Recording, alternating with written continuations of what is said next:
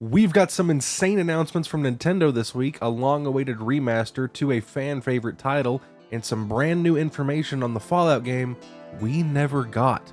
All this and more on this week's episode of Weekend Repeat. After the landmark success of the original two Fallout games, Interplay Entertainment tasked Black Isle Studios with developing the next Fallout game, tentatively titled Fallout Van Buren. Sadly, numerous financial issues struck Black Isle Studios during the game's development, and what was almost the original Fallout 3 was officially cancelled on December 8, 2003. But with the recent Fallout resurgence thanks to the success of the television show, original Fallout creator Tim Kaine has shared some previously unknown information about the ill-fated development of Van Buren. On his personal YouTube channel, which focuses primarily on video game development, Kaine explicitly discussed the cancellation of Van Buren and his involvement in the decision. Kaine stated back in 2003 that an executive from Interplay Entertainment asked Kaine to play a prototype build of Van Buren and give feedback on the project, mainly asking him how much time it would take for the studio to finish the project. After playing the game, Kaine stated it would likely take them around 18 months to finish the game, or possibly 12 if they went into an extreme crunch. Sadly, the Interplay executive was not as hopeful and stated that anything more than 6 months was just too much. In his video, Kaine briefly mentions that he feels partly responsible for the cancellation of Van Buren, but he's aware that Interplay was just looking to can the project no matter what. Though this isn't a major revelation on the lost Fallout title, but it is nice to get a little bit more info on the Fallout game we never got. After years of speculation, the highly anticipated Beyond Good and Evil remaster has officially been announced by Ubisoft.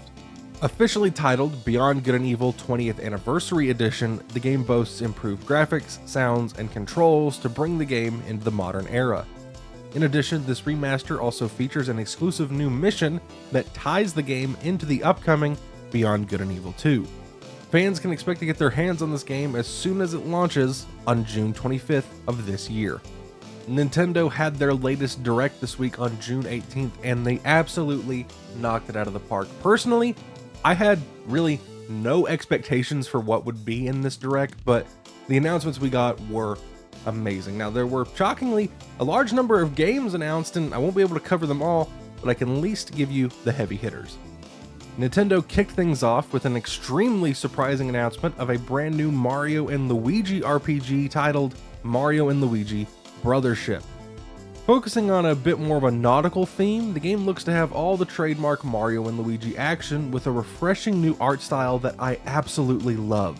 This was probably my favorite part of the Direct personally. I absolutely love the Mario and Luigi series. Bowser's Inside Story is one of my favorite games, and I really never thought I would see this series make a comeback so suddenly. Retro speedrun fans will be eating good with the Nintendo World Championships NES Edition.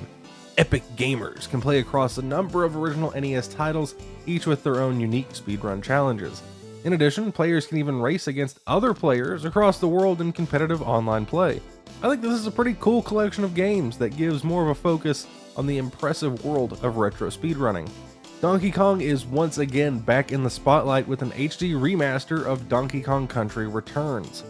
The original Wii title is back with updated visuals, controls, and even all content from the 3DS release. I really enjoyed Tropical Freeze, and I never got around to playing this one, so I'm excited to finally get the chance. JRPG fans rejoice! The first 3 Dragon Quest games are all getting 2D HD remasters. These celebrated RPGs are being brought into the modern era to give fans both new and old a chance to revisit these classics. Nintendo Switch Online is getting a number of new titles, including The Legend of Zelda, A Link to the Past 4 Swords, Metroid Zero Mission, the original Turok, and Perfect Dark. I have to admit, when they specifically announced 2 mature games were coming to Switch, I got a little excited that my boy Conker was finally making a comeback, but sadly, that wasn't the case. The Mario Party train is rolling strong with Mario Party Jamboree, the next game in the series. Honestly, the Mario Party series has been a little mid for the past couple of years, but this new installment looks extremely promising. It boasts a ton of features from games new and old, mixing them into a title that has a lot of potential.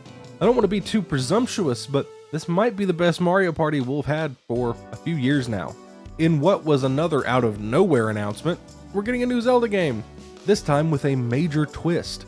In The Legend of Zelda Echoes of Wisdom, Link has been banished to the Shadow Realm, and it's up to Zelda to take the reins and save Hyrule. Because we're playing as Zelda this time around, which is awesome, gameplay has taken a major shift, allowing you to make echoes of seemingly every object and enemy you come across to solve puzzles and combat enemies. This is kind of a revolution that the Zelda series has needed for a long time now, and I am stoked to see Zelda as the playable character. Ace Attorney fans will undoubtedly be excited to see both of the original Ace Attorney Investigations games come together in a modern new collection. In addition to remastered graphics, both games have a number of quality of life improvements and an in-game gallery. And lastly, in what was easily the oh my god moment of the Direct, we finally got to see gameplay for Metroid Prime 4 Beyond. It wasn't too much, of course, but the simple fact that we're finally seeing this game for years after near radio silence is nothing short of amazing. The game is set to release sometime in 2025, so we'll likely see much more of the game in the next few months. And coming out of the rumor mill this week, we may have just missed out on a brand new Red Faction game. Rock Paper Shotgun reported that a very early prototype for the next Red Faction game was scrapped as a result of the Embracer layoffs that occurred last year. The prototype was made by game studio Fish Labs, as Embracer shut down the original Red Faction studio Volition due to the poor reception of the Saints Row reboot. Fish Labs' attempted pitch failed, and the game was outright cancelled in November of last year. Like many, I was a big fan of Red Faction Guerrilla, but I honestly don't know if I want a new Red Faction game. The Saints Row reboot sucked pretty hard, and I know Volition wouldn't be attached to this project in any way, but I'm just scared that it would reach the same horrible lows that the Saints Row game did. Thank you all so much for watching, and I hope you enjoyed. If you did, please leave a like and let me know what you thought of the video down in the comments below. And be sure to hit that subscribe button and ring the notification bell so you never miss another video. Thank you all so much for watching, and I will see you all next week. Take care.